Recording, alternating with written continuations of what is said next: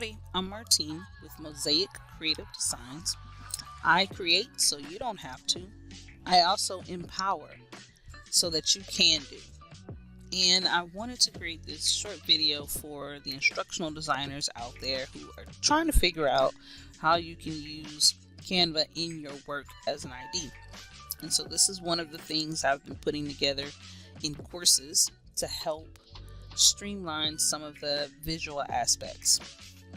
Oftentimes we'll have these flat icons that we use to represent certain ideas or processes in a course. This is an example of that idea of how we can use flat icons in a course. So I have this and I want to use it multiple times to communicate multiple ideas. Now to me, this icon represents reading, writing, close, when you're really taking your time to analyze a thing. And I need some similar icons to represent some larger processes. So what I will do is select it, and then I'm going to select info. Info is a very powerful tool. It tells us everything we need to know about this specific element, and it tells me two things. Will I find other icons like this one, or is there an entire collection where maybe there are many different versions of this icon, but maybe instead of a finger there's a pencil, there's a discussion, where essentially the creator has given us a series of the same style. So there isn't a collection, and when I look over here I'm not finding what I'm looking for. So what I'll do from there is two things. I'm going to check to see if this is an image that I can edit using Canva's magic tools. They've got some magic tools that do some cool things. So when I click on here, it creates this purple outline box. I click edit image, and when I go over here, I don't see any of the tools that I would typically use to edit an image. So that tells me that I need to take this image and download it. So I'm going to go ahead and do that, and I only want page 12, and then I'm going to re-upload it to get the tools that I need.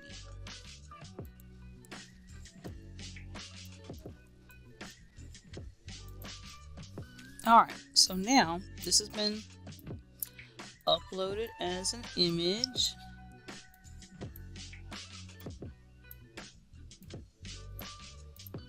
And then when I click on the element, or now the image, and I select edit photo, I now have the magic tools, filters, and effects that I want to be able to make the changes that I think are important. So what I like about this flat icon is that there is this finger, and I could do one of two things. I could erase the finger and keep this box.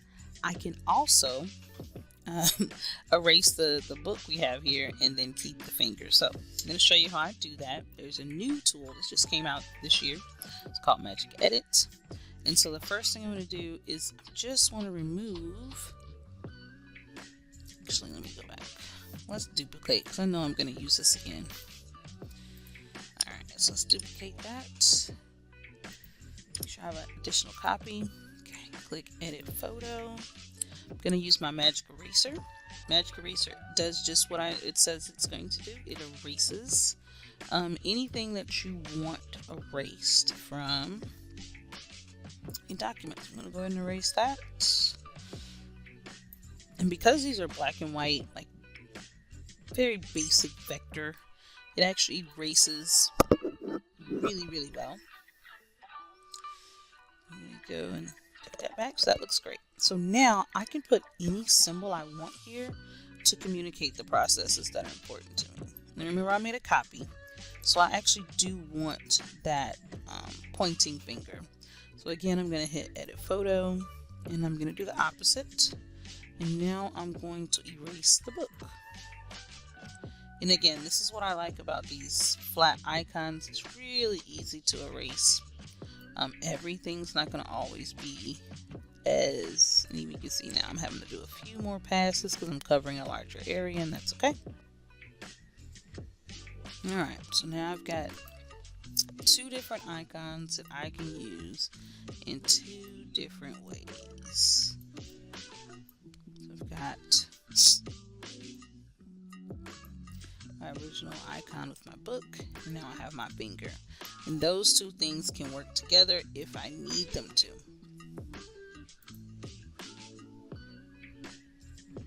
Now, let's say instead of that finger, I don't want that there, but I want discussion box, because they're going to read, but they're also going to do like some collaboration, or they're going to connect.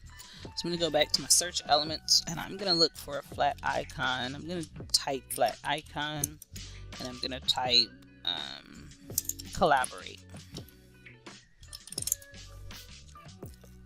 And so now I've got a couple things that I can put here, and because I'm working with black and white this time, I'm going to just put that in the spot. So maybe it's about, you know, this idea of discussion, but they also need to spend some time collaborating. Alright, so then I'm going to duplicate that.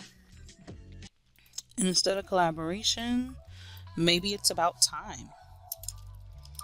Maybe it's about reading and being mindful of time, and maybe that's an icon that I need to demonstrate. So again, I'm looking for something black and white, because that's what I already have. And of course, if you can change these colors for any image that allows you to change them. So now I have something for time. Or maybe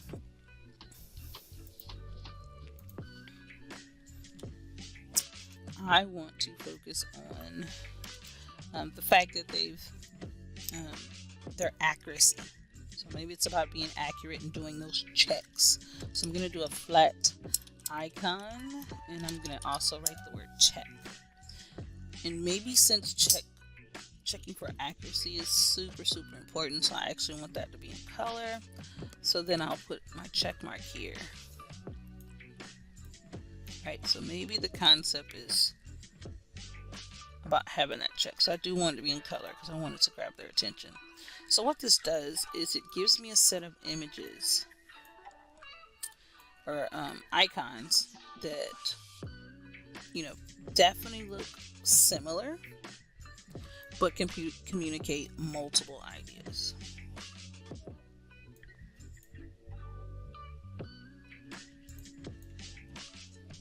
Right? So within the context of an e-learning course, I could use these at the to communicate a process. So I could put arrows between them, communicate a process. I could put them at the top or bottom, quiz questions or pages. They could be key points. The options are really limitless as far as what you can do to make this happen. Now, again, it's all about finding the right icons that work for you. I'm going to show you one more example. Alright, so what else can we do with this design?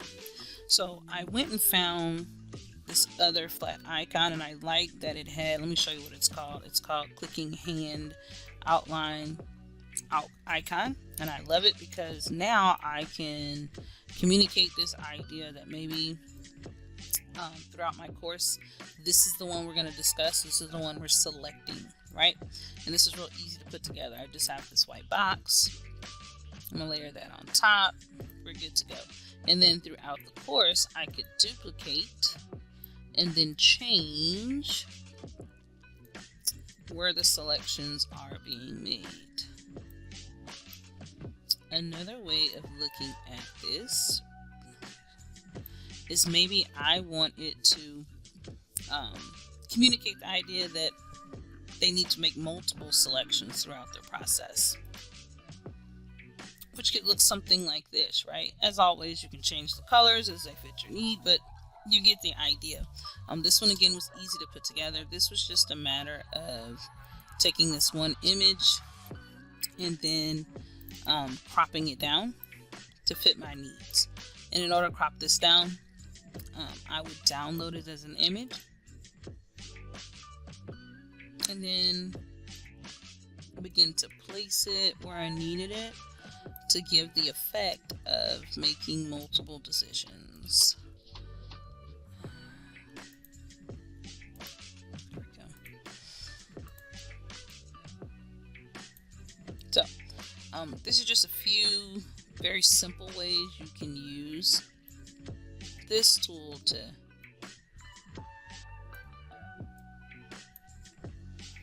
really plan out some really good well-designed courses. If you like these kinds of projects or want to navigate this and other topics, please follow my page on Facebook or Instagram. I'm also on YouTube, and I look forward to learning with you. Thanks.